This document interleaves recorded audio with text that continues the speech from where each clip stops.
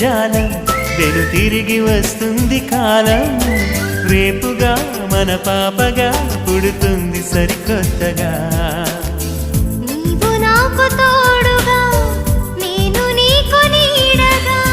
ప్రతి రేయి తీయగా పిలుస్తోంది హాయిగా ఇలా ఉండిపోతే చాలుగా నువ్వంటే నాకిష్టమని అన్నది నా ప్రతి శ్వాస